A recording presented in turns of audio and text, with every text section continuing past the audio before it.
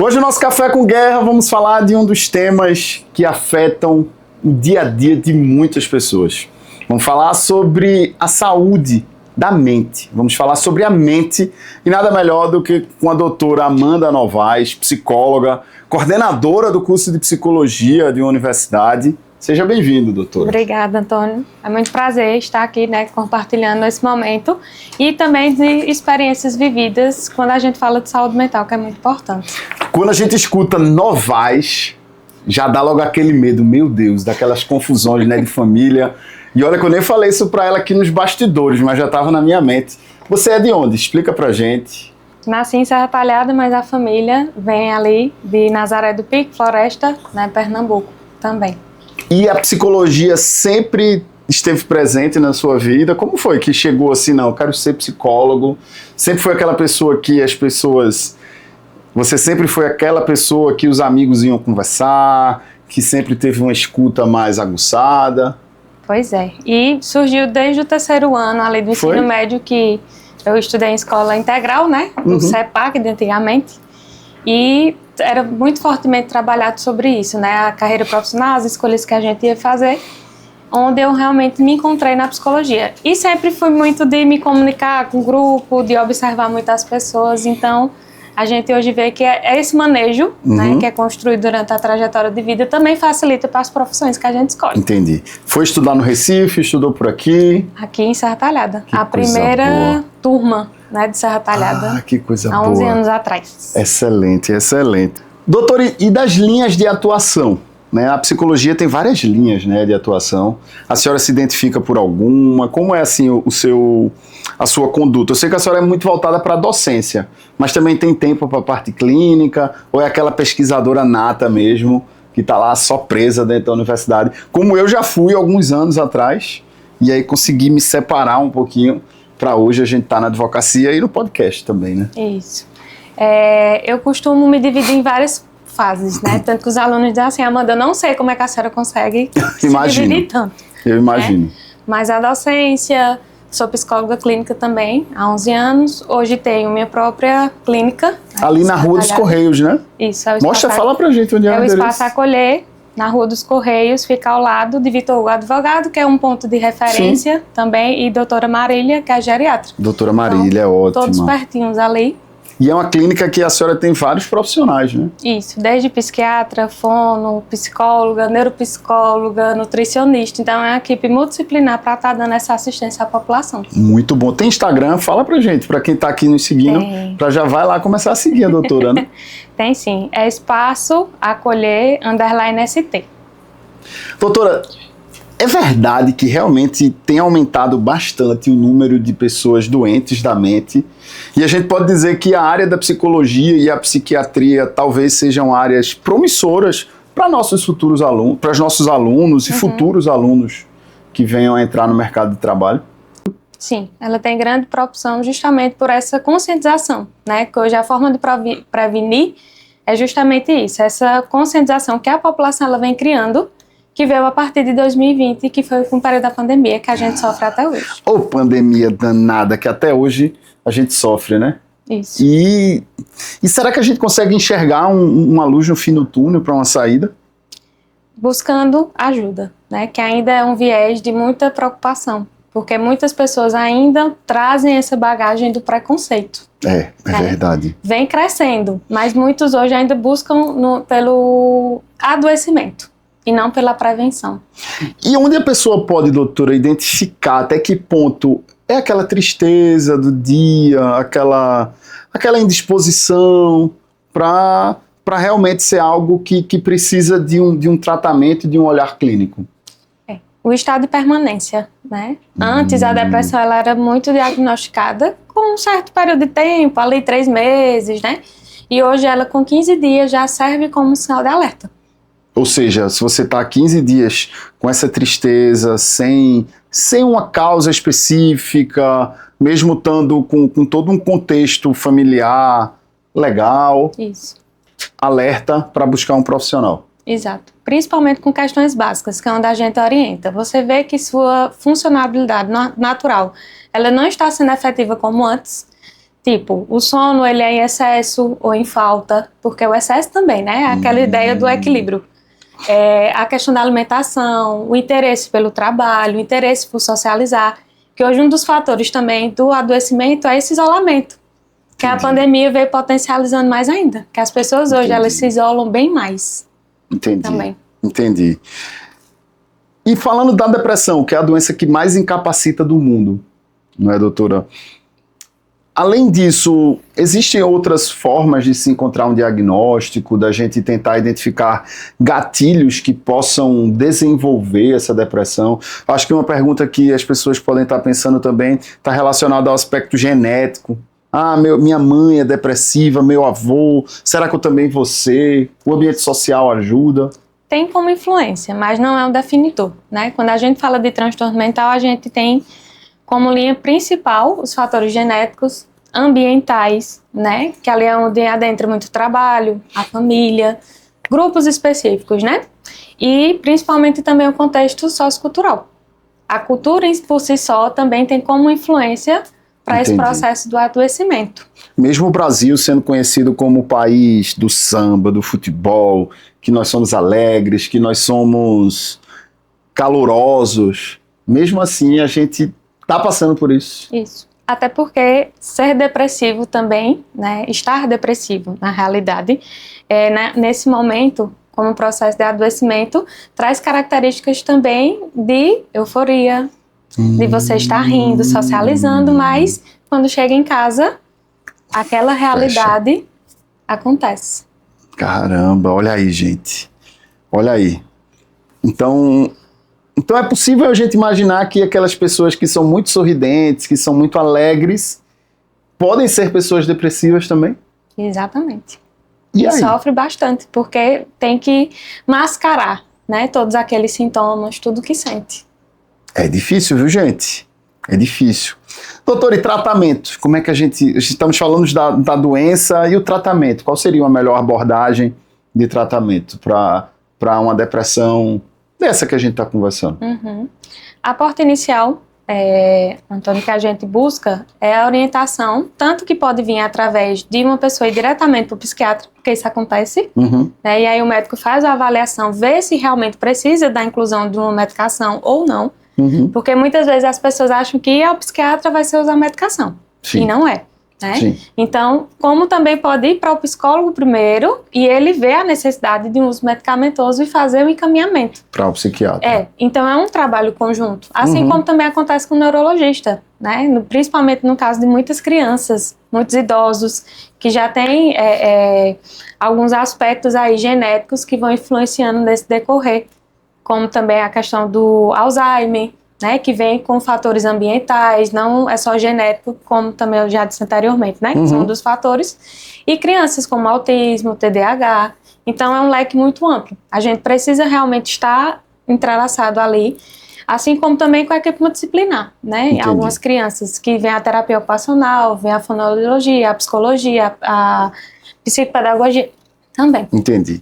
E como é que o psicólogo consegue ficar imune diante de todos esses problemas dos outros e os seus ainda? Pois é. Aí é onde entra a supervisão.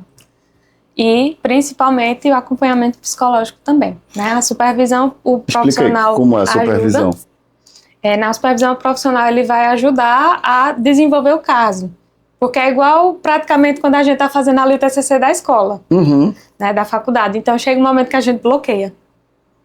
Então, precisamos de alguém para dizer assim, Amanda, talvez tu tenha que enxergar isso aqui. Então, a supervisão, a gente tem essa troca, né, de profissional para profissional. Entendi. E a psicoterapia é que psicólogo precisa fazer. Terapia. Porque Ou seja, tem nossos e tem o dos outros, né? E o difícil é não se envolver com o dos outros, né? Isso. Eu acho que essa é a parte mais difícil. Aqui da advocacia também não é nada fácil. Às vezes a gente se envolve e termina perdendo a linha, né, doutora? Até da parte técnica. Isso. Da defesa, de uma atuação, e a frustração, ou uma grande euforia com uma prestação positiva, né? Isso. E principalmente colocar o limite, né? No outro. Dele entender que você vai poder ajudar até certo ponto. Que a terapia, ela ensina isso. Não é todo momento que o psicólogo vai estar ali disponível para ele dando assistência. Então a gente tem que trazer até esse processo de frustração para o paciente. Imagino. Também. Então é um joguinho de pratos aí que a gente vai tentando equilibrar. E consegue bem, viu, gente? Porque o tal do psicólogo é uma profissão que eu admiro bastante. Porque consegue conciliar, né, apesar dos seus problemas, apesar das suas próprias angústias, e a partir daí leva a parte técnica no seu olhar para si mesmo. Uhum. É difícil. Isso. Que é onde entra a questão das transferências, né? Que muitas vezes a gente tá ali passando pelo aquele problema, aí chega 2, 3 pacientes com o mesmo problema semelhante. E aí? E aí a gente precisa colocar o da gente guardadinho ali por um tempo. É difícil, hein? E conseguir adentrar no do outro. E como professora, qual é o maior desafio que a senhora tem, inclusive para os seus alunos, sobre isso? Fazer eles entenderem todo esse processo, né? Porque tem muita coisa que já vem enraizada, que já vem como crença mesmo.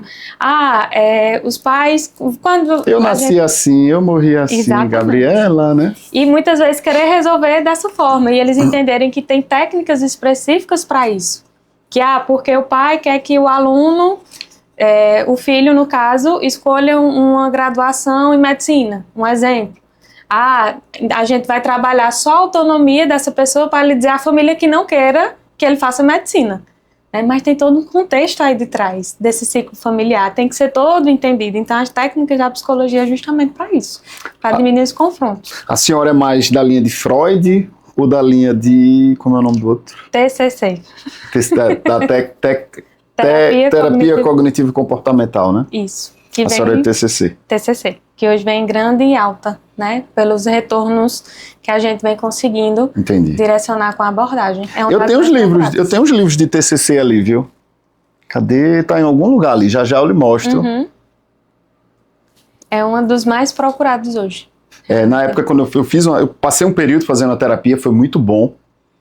E a psicóloga utilizava essa técnica TCC, me ajudou bastante. Mas como ela também era uma professora, ela é professora, né? E a gente conversava muito sobre livros. E aí ela foi dizer, não, Antônio, por que tu não lê esse livro? Aí eu li Comece pelo Porquê. Uhum. Muito bom, fantástico, gente. Indico para você, lê esse livro, para você identificar, achar o seu propósito. Aí depois ela foi trazendo alguns livros mais técnicos, mas bem simples para vocês. Lê esse livro, tem algumas atividades, eu fui lendo, fui fazendo, e assim, aprendi bastante, claro que bastante para mim que sou leigo, né? Para você, nada. E aí, dei um tempinho na terapia. Isso, que é muito importante. Dei um tempinho, né? A pausa também é importante. E aí tenho estudado um pouco sobre a área, para você se identificar. Eu acho que isso é um grande ganho. Que acho que é o que o TCC indica, né, doutora? Isso. E é interessante, Antônio, quando a gente fala sobre esse processo de uma alta. Na realidade, saúde mental a gente não tem alta, né? Uhum. É um processo que a gente vive, depois dá uma pausa e retorna quando assim se faz necessário, né? Então a gente guarda os prontuários, justamente aguardando esse momento do retorno também do paciente. Então, esse momento de pausa serve justamente para vocês compreenderem tudo que foi construído no processo da psicoterapia. Entendi. Olha aí, gente, que interessante.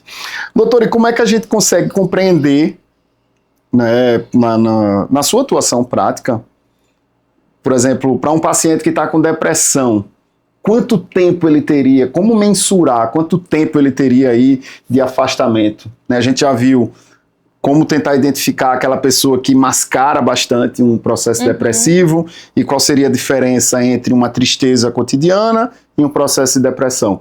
Aí já estando no processo de depressão, como identificar assim, quanto tempo a pessoa vai ter e o caso extremo, né, dos pensamentos suicidas, que eu acho que são os piores, né? Exatamente. E comportamentos autolesivos, muitas vezes, né, de estar ali se cortando, as pessoas vão se machucando, né? Não é só nem se cortar, é se machucar. E não necessariamente para morrer, é o quê? Para sentir aquela dor? Porque é uma dor tão intensa que ele precisa trazer sentido. Aí é onde se machuca o outro, para dar sentido àquilo que só sente.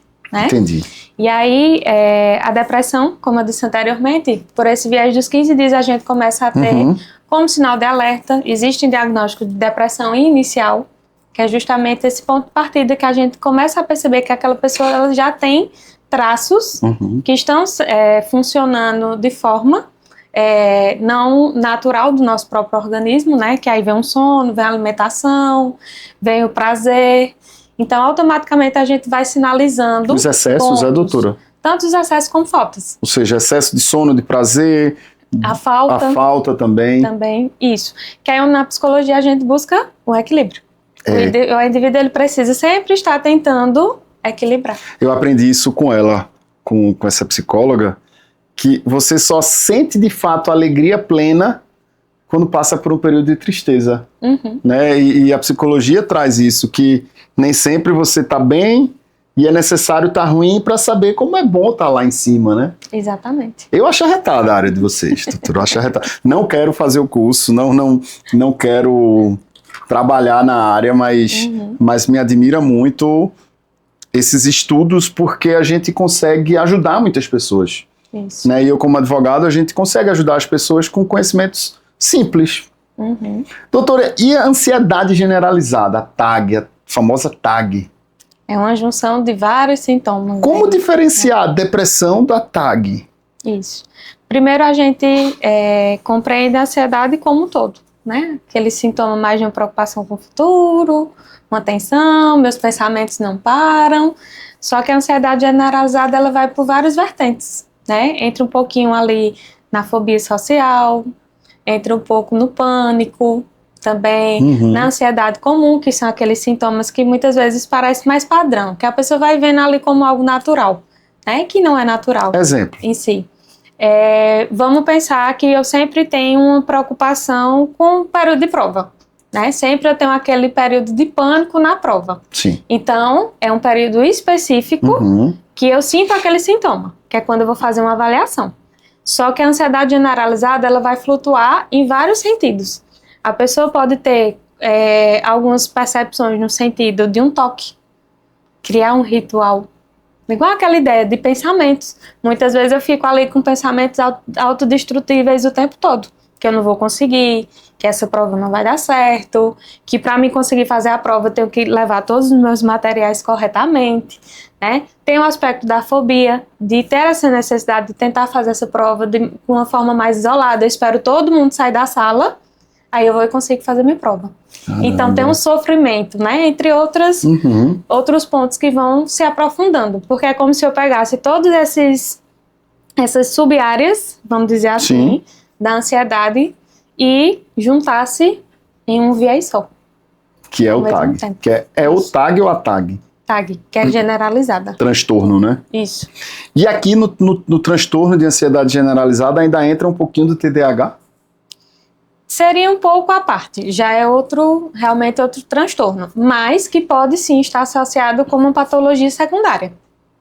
Geralmente nós não só temos um tipo de transtorno. Ou seja, você não só tem um problema, geralmente você tem um balaio de problema, né? Tem gente que chega, eu já acompanhei pessoas que têm em torno de 6 diagnósticos. Puxa vida. Né? Então flutua, porque vamos pensar um exemplo da dependência química.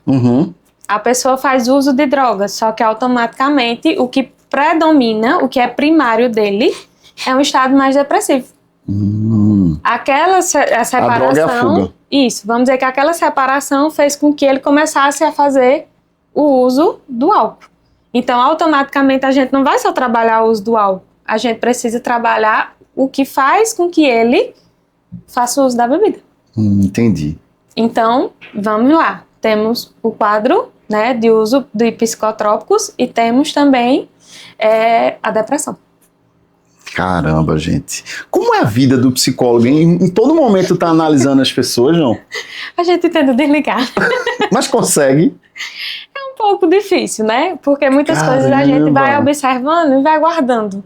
Né? Sim. O silêncio também faz com que a gente diga assim, vamos dar uma desacelerada. Eu imagino, porque assim, eu tenho TDAH. E eu tenho uma memória visual assim absurda.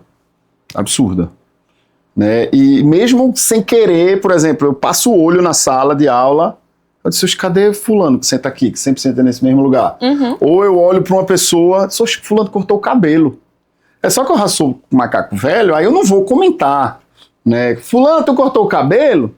Porque vai que aquela pessoa pensa que eu tô interessado nela, ou tô observando ela. Ou até constrange, né? Porque muitas vezes eles entendem isso. E que não é a minha, a minha vontade não é essa, né? Isso. É só que eu sou um pouco expansivo, aí eu já me seguro, eu passo um olho, por exemplo, na minha casa, em qualquer lugar, se tiver algo diferente eu já vejo. Isso. E às vezes antigamente isso era muito angustiante, quando eu era muito perfeccionista. Hoje não mais, hoje tá tudo beleza. E tá tudo certo no final. E tá tudo certo no final, exato. Mas para o psicólogo que tá analisando, acho que vai pegando naquela gaveta, eu vou botar isso aqui na gaveta de Antônio. Eu acho que Antônio tem isso. Eu vou botar isso na gaveta. Acontece isso. A gente vai começando a juntar, né? E vai montando. Eu brinco muito com meus pacientes. Eu digo, a gente faz uma montagem aqui desse quebra-cabeça, até a gente realmente conseguir entender o que é que está acontecendo hoje, como é que você consegue perceber. Então, sim, é um processo que tem que ir calmo. Sim.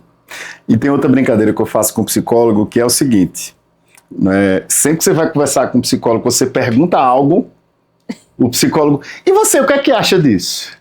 Não é? É difícil você enquadrar um psicólogo, vocês estudam isso na faculdade? Não. Devolver com pergunta, né? Não é? Não é assim? Geralmente é o nosso funcionamento e a gente faz sem perceber, viu? Ah, é? Até nas nossas relações, muitas vezes por fora, né, do processo terapêutico mesmo, quando a gente se vê, a gente já tá devolvendo uma pergunta, aí diga, eita, não, vamos parar porque... Deixa eu me abrir, que é meu marido, é meu namorado, é um amigo íntimo. Isso, e que inclusive tem alguns históricos aí de comentários, né? Não que tenha uma pesquisa efetiva, sim, mas a grande maioria dos profissionais acabam se separando. Caramba, sério? As relações. Da psicologia. Porque conseguem ter algumas habilidades, que aí a gente tem que começar a separar. Porque senão tudo a gente vai conseguir enxergar de uma forma diferente. Fiquei curioso agora. Habilidade de quê? De ler pessoas, de comunicação não verbal. Algumas questões comportamentais mesmo, né? Que a gente vai tendo uma visão diferente. O marido que tá traindo, aí a esposa psicóloga já tá percebendo o comportamento, e aí resolve. Pode gerar alguns conflitos aí. Olha aí, gente. Cuidado se você for casar com um psicólogo, viu? Ou psicóloga, né? Mas dá certo. Trabalhando tudo tem que dar certo. Dá certo, sim, com certeza. Doutora, e como a ansiedade compromete uma relação de trabalho? Que a depressão, a senhora já falou, né, da parte da concentração, acho que subentende-se, né? Mas da ansiedade, até que ponto ela consegue comprometer de maneira real e mensurável uma pessoa no seu ambiente de trabalho? Isso. Principalmente pelo viés da autocobrança. Porque eu sofro pelo aspecto do futuro, né? Por essa busca que a ansiedade ela causa uma preocupação, um sofrimento, um medo, que muitas vezes não tem um sentido e que ela vai causando aos poucos. Então, no trabalho, além do nosso acelerar natural hoje que a gente tem, do ritmo, né, social, nós temos também a cobrança interna, de realmente fazer acontecer, de acompanhar o ritmo, que muitas vezes a gente não consegue. Vamos pensar na tecnologia. Meus colegas estão conseguindo acompanhar e eu não consigo acompanhar. Então, isso vai gerando também um sofrimento, porque as pessoas tiveram que se adaptar. A pandemia veio como exemplo. Tinha professores que não davam aula online e que tiveram que se organizar e fazer. Professores de ensino fundamental, infantil. Sim. Não, foi terrível aquilo. Aquilo foi terrível. Foi horrível. Pense em algo terrível que foi essa pandemia. Isso. Né? Graças a Deus passou. Tomara que não tenhamos outra, pelo menos enquanto a gente estiver vivo, né? Porque provavelmente vai ter outras em outras gerações, né? Exato. E a linha tênue, doutora, da ansiedade para a depressão e uma crise de pânico? A crise de pânico também é um dos padrões característicos da ansiedade, né? Só que o que vai fazer é uma linha de sintomas, sinais e sintomas diferentes. Também, fora a ansiedade por si só. Sei. Então, o pânico, ele muitas vezes já tem essa antecipação de algo que ele gostaria de fazer e aí ele paralisa. Uhum. Então, eu evito fazer algumas coisas porque eu tenho esse pânico de que aquilo que eu imaginei acontece. Entendi. Vou dar um exemplo. Eu gosto de andar na rua, só que chega um certo período que eu não consigo mais fazer isso. Que eu tenho um pânico que as pessoas, os famosos, têm o pânico daquele público. Quantos famosos a gente não viu que acabou adoecendo? Sim, né? verdade. Tá ali, mas tá tendo crise. Fugindo, né? correndo dos fãs. Quer fazer essa movimentação de fugir porque aqueles sintomas de pânico realmente estão presentes. Né? Eu quero evitar, eu não consigo atravessar uma rua sem muitas vezes ter o auxílio de alguém que me causa segurança. Então é muito paralisante. Entendi. De fato, né? Entendi. Ô, doutora, e na sua atuação profissional, na época de faculdade também, qual foi o caso mais emblemático que ficou assim registrado na sua mente? Deve ter tido vários, né? Tem vários. E olha que eu já passei por muitos serviços mesmo. Mas assim, um, dois que é marcado e que certamente essa informação pode ajudar outras pessoas. Principalmente esse aspecto dos transtornos de personalidade, né? Que é algo muito desafiador até pra gente enquanto paciente também, né? Paciente por eles sim. A gente enquanto profissional. Porque é um resguardo que a gente tem que ter também como profissional de vida, de compreender que muitas vezes não vai depender só da gente. Caramba. Né? A gente quer ajudar, mas ao mesmo tempo a gente não consegue adentrar em tudo isso. Quando a senhora fala de transtorno de personalidade, tenta ser um pouquinho mais claro para quem está nos assistindo. Que existem vários transtornos de personalidade, vou trazer um bem conhecido, né, que são os pontos do narcisismo, que é bem característico. Existem os traços, né, de narcisismo. Existe realmente o próprio transtorno que causa também essa mudança desse ser, né? Que muitas vezes o pessoal atrela muitas questões espirituais também. Ah, é? Né? Também. Não sabia. As pessoas trazem, é alguma questão espiritual, não é da personalidade não, entrou algo nele. Entrou um espírito e fez isso. E fez com que ele tivesse esse comportamento. O serial killer também já foi algo bem estudado, né? Que foi um dos marcos também, na época quando teve a situação, que é associado ao maníaco do parque. Sim, sim. Também, que inclusive tem uma série agora. Sim, tem a série, também, mais recente, que explica como foi aquele manejo dele calcular perfis de mulheres, uma localidade específica, né? Então, é um transtorno também de personalidade. Isso. Deve ser horrível conversar com uma pessoa narcisista, né? Imagina ele mostrando assim, vou fazer isso com fulano de tal, vai ser assim, e a gente fica ali. Sem poder falar nada, é porque o psicólogo não fala, né? Por isso não daria certo eu ser psicólogo. Porque assim, homem, pare desse pantinho, deixe de ser mufino, se ajeite, não pode, né? Pois é. E é muito arriscado, e a gente precisa ter esse cuidado. Arriscadíssimo, também. Né? Por exemplo, a senhora que tá fazendo esse tratamento e daqui a pouco vai que a senhora é uma vítima que ele está planejando acessar. Isso. E por incrível já teve casos na psicologia, vocês já estudaram isso? Tanto nessa questão da aula mesmo, os professores vão trazendo pontos. Para criar essa distância, isso, né? Para saber como relacionar e conduzir. Assim como também, falando agora, eu lembrei, teve uma situação que eu vinha descendo do apartamento que eu morava na época, e esse que ele me mostrava como é que fazer e tudo mais, usando vídeos como exemplos para atingir a família, né? Ele passou de moto. Puxa Aí eu disse, agora eu não durmo mais, porque fica o receio, né? Então a gente está muito vulnerável também e precisa ter cuidado. Na sala, geralmente, a gente não bota foto da família. Nas redes sociais a gente tenta dar uma filtrada também, porque não sabemos realmente quem vai estar pessoas, na nossa procura, né, como profissional. E eu acho que como mulher ainda é pior, né, doutora? Sim. Porque infelizmente... Tem muito essa questão cultural, né, o homem buscar esse encantamento, tentar se aproximar através de uma sessão. Sim. Também, já me aconteceu. Então, assim, a gente fica muito vulnerável. Não é nada fácil.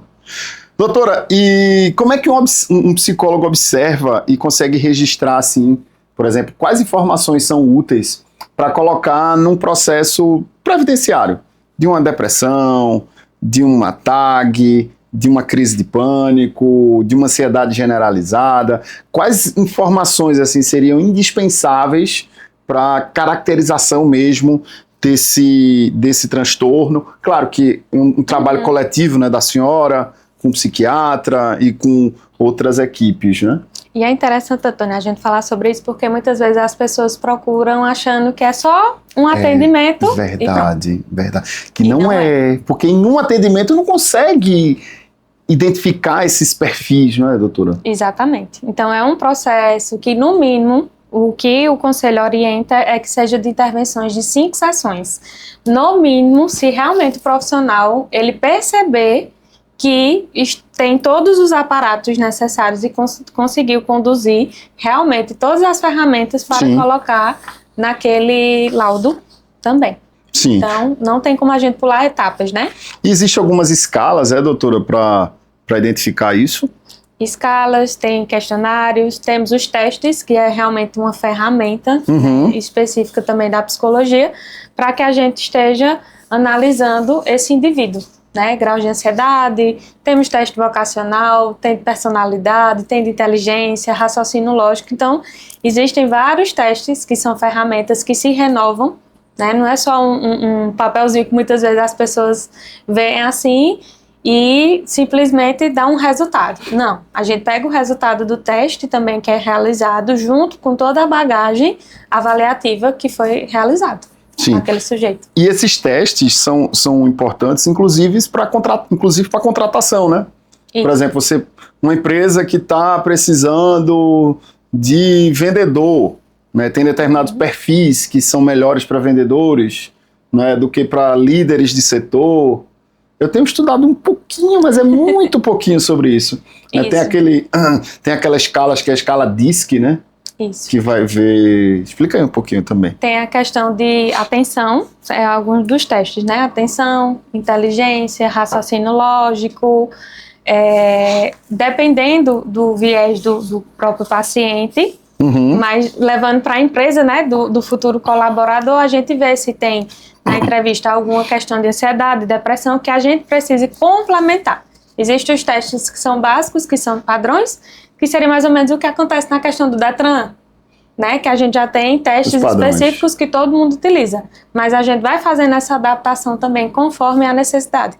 Por isso que eu trouxe. Cada um vai ter uma necessidade específica que a gente vai ter que fazer esse processo de investigação.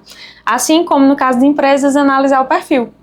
Né? Então, quando a empresa me solicita, Amanda, eu preciso de 3 colaboradores, mas a função é essa. Então, eu analiso a função, eu analiso o perfil da empresa, eu analiso o que aquele colaborador consegue na hora do recrutamento e da seleção, para que a gente consiga dar a devolutiva para a empresa. Entendi.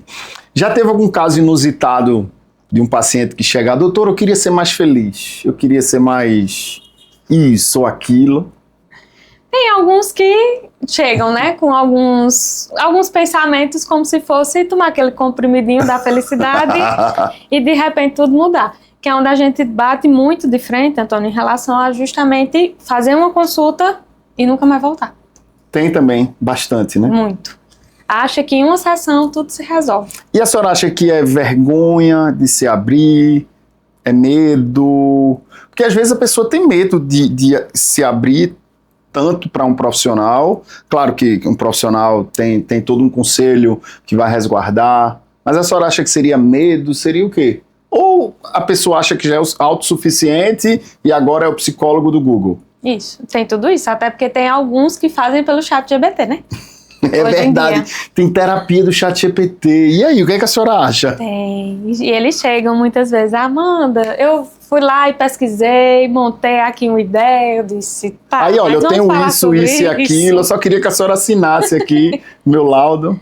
E dissesse que realmente é isso que está acontecendo, né? E aí a gente vai fazer todo aquele reforço, explicar muitas vezes o paciente, né, que isso é uma fuga.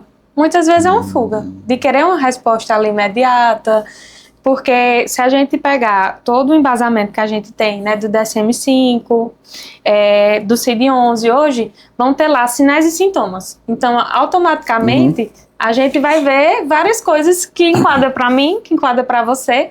É tanto que no processo da graduação os alunos, meu Deus, Amanda, eu tenho tudo isso. Eu tenho vários transtornos aí. Não, você lê uma bula de um remédio, você, meu Deus, eu tô sentindo isso, ai, e agora, o que é que vai ser? Pois é. E aí, automaticamente, a gente precisa ir mostrando, né? De forma individualizada, direcionada e explicando o porquê. Né? O ChatGPT, eu fiz uma atividade ontem, os alunos, né? Uns alunos lá de Direito Constitucional. Aí eu botei eles para estudarem todos os incisos do artigo 5º. Aí estudem, que a gente vai fazer uma dinâmica, assim, explica aí esse inciso, explica aquele e tal. E aí o pessoal explicando, mas de uma maneira muito superficial. Disse, vocês estudaram pelo ChatGPT, não foi? Eu disse, foi. Tá vendo que não presta? Mas professor, eu disse, porque ó, vê só, esse inciso, vamos abrir ele. Ó, olha o tanto de informações que a gente consegue ter. O chat, ou você não sabe perguntar, ou ele deu errado. Ou seja, o erro ainda pode ser até seu. Se você soubesse pedir direitinho, talvez ele até pudesse trazer as informações. Porque o chat veio para vocês aprenderem a perguntar direito. Exatamente. Doutor, e a gente chega no burnout, né? Isso. Que eu acho que seria considerada a evolução em termos de gravidade dessas outras doenças que a gente conversou, a depressão, a ansiedade, a crise de pânico, não tem nada a ver. Não temos uma associação, mas é um conjunto. Né? O burnout ele está associado justamente, hoje, a partir de 2022, considerado, né, como uma patologia também, e que tem gerado grandes conflitos, vamos dizer assim, entre as empresas, colaboradores e também os profissionais. Né? Porque para chegar a esse diagnóstico é um leque de pontos que a gente precisa verificar. As empresas muitas vezes pedem para mim fazer uma avaliação do funcionário, se tem, porque é uma das preocupações que hoje, por lei, né? Que a NR1, né? Isso, que vai estar valendo agora a partir de 2026, de fato. E eles querem compreender se é um viés que vem do trabalho ou se é algo que é da pessoa, né? É algo pessoal que também transfere para esse parâmetro da empresa. Entendi. Então, o burnout, ele cresce muito. Estive até fazendo algumas pesquisas e que traz, né, que 30% no ano de 2023 veio justamente como um reforço de afastamentos pelos médicos de trabalho. Caramba! E quais são os sintomas mais comuns, doutora? O cansaço, a evitação, aquela preocupação, muitas vezes, de ir trabalhar no outro dia, o choro, também, o pensamento excessivo. Então, é como se fosse um pouquinho de ansiedade, um pouquinho de depressão, um pouquinho de pânico, porque é voltado realmente para esse viés do ambiente de trabalho também. Então, como o colaborador se sente naquele ambiente de trabalho? Mas como eu disse anteriormente, a gente precisa tirar o que realmente é um adoecimento pelo excesso de trabalho, por uma pressão, por uma intimidação, muitas vezes, por ameaças, que a gente sabe que existe, né, em algumas empresas, e realmente o que é padrão característico da pessoa, da personalidade, o que é um processo de adoecimento de saúde mental que é inerente ao próprio serviço. Muitas pessoas dizem que é frescura, né? Pois é. Entre aspas, né? É tanto que veio recentemente realmente ser aceito, né, e entendido que é um processo de adoecimento, sim. E que muitas vezes o paciente, colaborador, ele precisa realmente se afastar daquele cenário por um tempo para tentar se organizar. Sim. Porque muitas pessoas pedem demissão ou vão ali adoecendo e não conseguem sair. Sim. Né, desse cenário patológico. Interessante que, uma vez constatado o diagnóstico do burnout, os direitos previdenciários são decorrentes. Né, de um afastamento, de um benefício por incapacidade, de uma estabilidade depois quando você voltar, que muitas empresas cometem esses erros, né? Fulano vive no INSS, fulano vive encostado. Deixa, quando ele voltar eu demito ele. Isso. E não pode. As leis trabalhistas trazem aí, né, um período de estabilidade de 12 meses que você tem que ficar lá na empresa, isso se for considerado uma doença laboral. E aí, outro problema, né? O burnout pode ser desenvolvido na empresa ou já tem algum elemento seu que lá apenas amplificou? Vamos dizer que os dois, né? Porque tem padrões comportamentais da gente também que acaba potencializando isso. Vamos pensar que eu gosto de tudo muito perfeito. E aí o ambiente de trabalho, você vai ter que dividir tudo isso, né? Suas frustrações com as pessoas que muitas vezes não vão fazer no seu ritmo. Então, automaticamente, a pessoa pode já trazer essa característica, entra num ambiente de trabalho que não favorece e acaba se frustrando e vai adoecendo, né? Então, automaticamente, a gente volta àquele sentido, né? Hoje é considerado como um adoecimento justamente porque ele é alterado de acordo com o fator ambiental. E esse adoecimento não é apenas da pessoa, mas da família e de todo o seu contexto, né? Isso. Aquele velho ditado, né? De casa para o trabalho e do trabalho para casa. Doutora, falando um pouquinho mais dos transtornos da personalidade, a gente já chegou a falar um pouquinho, né, logo no início. Falamos lá do serial killer, falamos também do Dom Juan, né? Seria o Dom Juan, né? Tem essas denominações, né? Para conseguir alguns ganhos. Alguns ganhos. E se a gente falar um pouquinho do estresse pós-traumático? É bem importante esse tema, porque muitas vezes não é levado em consideração. A pessoa passou por aquilo, tem que ressignificar. Sim. E continuar vivendo a vida, né, gente? E pós-traumático, muitas vezes as pessoas associam a um acidente, mas que não é, né? É uma vivência que realmente fez com que você tivesse um choque, né, emocional, físico também, dependendo da situação, e que faz com que você não consiga ter aquele enfrentamento, entrar no ambiente, né, andar de carro, se no caso for com essa questão do transporte, muitas vezes do próprio serviço, você passou por uma intimidação muito grande, vamos dizer, do patrão ali. Um assédio. Isso, um assédio. Automaticamente criou-se um trauma em relação àquilo. Não precisa ser um dano físico, mas também um dano emocional, mental. Em um caso desse, a senhora sugeriria, por exemplo, claro, de uma maneira muito genérica, a gente está trazendo aqui, um afastamento de quantos dias, aproximadamente? Ou não, a gente não conseguiria mensurar isso e realmente o ideal seria que ela fosse buscar outro emprego? Isso, não tem como, na realidade, a gente mensurar, né? Inicialmente a gente faz esse processo de enfrentamento, para ver como a pessoa vai lidando com a situação na psicoterapia, fazendo seus... como é que eu posso explicar? Adentrando nesse processo do que aconteceu com ela, né, de uma forma mais leve com o tempo, mas nem sempre isso é possível. Eu imagino. Né? Então, muitas vezes, realmente, a pessoa ela vai ter que mentalizar um processo de uma mudança de emprego, uma mudança do ambiente. Vamos dizer que foi um assalto. Vamos pegar esse exemplo. Então, no assalto, automaticamente, muitas vezes, a pessoa vai associar a andar naquela rua, a entrar naquela casa.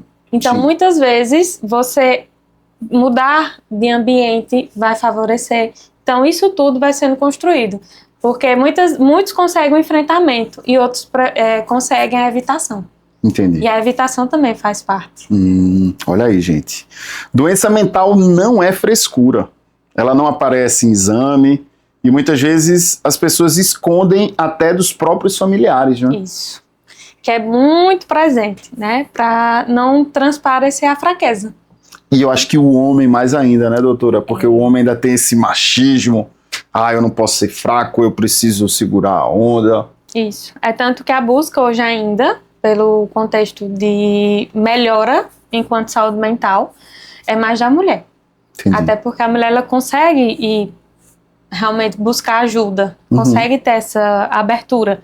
Já o homem ele tem essa resistência, por ter a ideia de ser provedor, por sempre ter que estar firme o tempo todo.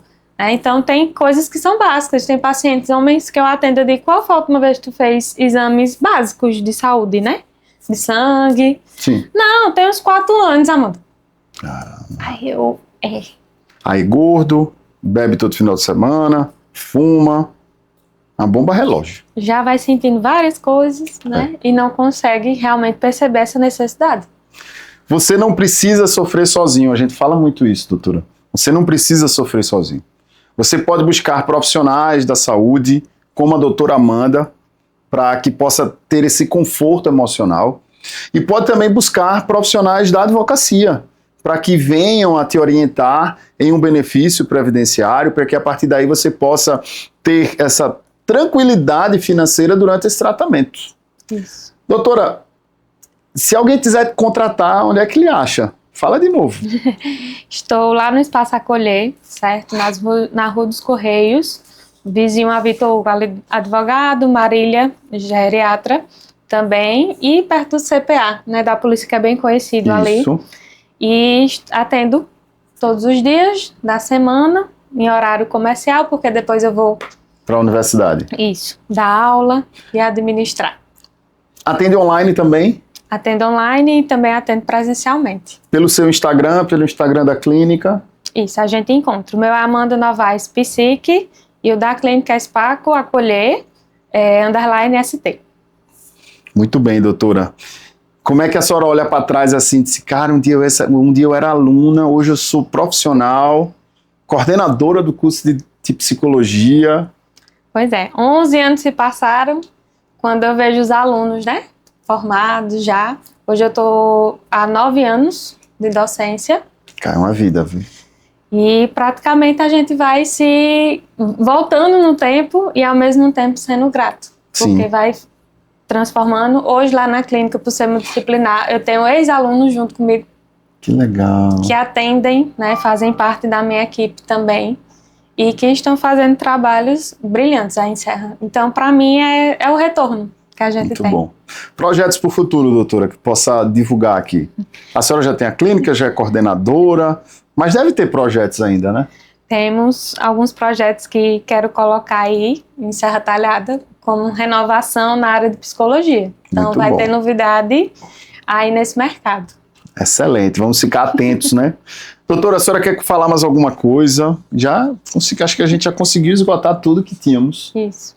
Gostaria de agradecer, Antônio, pelo esse espaço, por esse momento de orientação a vocês e pedir, né, que a população realmente busque. Eu sei que o serviço ainda público, sim, né, deixa a desejar, né? Deixa a desejar pela essa assistência. E assim, entendemos também que, de certa forma, a demanda é muito grande. A demanda é grande para que a gente consiga dar essa assistência, né? Então, as empresas vêm tentando, o serviço público tenta, né? A rede privada vai tentar também, a parte jurídica também, que é uma parte bem esquecidinha da psicologia. É o mais esquecido. Né? A gente é o mais esquecido de tudo. Mas que também faz a parte dela, né? O pessoal que estão ali na área de esporte também. Então, a psicologia, ela está em qualquer lugar. Está em todos. E como ela está em qualquer lugar, vocês têm esse acesso, né? De realmente buscar, de parar, desacelerar, que é um dos pontos que eu vejo. Só essa semana e hoje é quarta. O que eu ouvi no sentido de, Amanda, eu não consigo desacelerar, eu não estou conseguindo dormir. Então as pessoas, elas estão se perdendo, muitas vezes, pelo celular. O celular é terrível, viu? Pelas telas, né, em excesso, esquecem de se relacionar, esquecem de fazer coisas básicas, como dormir bem, comer bem. A pressa vai fazendo com que a gente realmente não consiga parar. Entendi. Então, desacelerar seria minha mensagem hoje. Excelente, doutora. Muito obrigado. Eu que agradeço pela sua vinda para o nosso Café com Guerra, da gente trazer essas informações para ajudar as pessoas. Conte conosco, que a senhora precisar. A senhora tem 2 irmãos advogados, brilhantes advogados, mas se precisar de alguma palestra para a gente falar lá sobre o direito das pessoas com deficiência, sobre direitos previdenciários, conte conosco, que essa é a nossa missão, né? Mudar, ajudar as pessoas e mudar a vida delas. Isso. Será um prazer. Obrigada, doutora. Também. Gente, esse é o nosso Café com Guerra, hoje com a doutora Amanda Novaes, ó. Muito bom, tamo junto e é só o começo.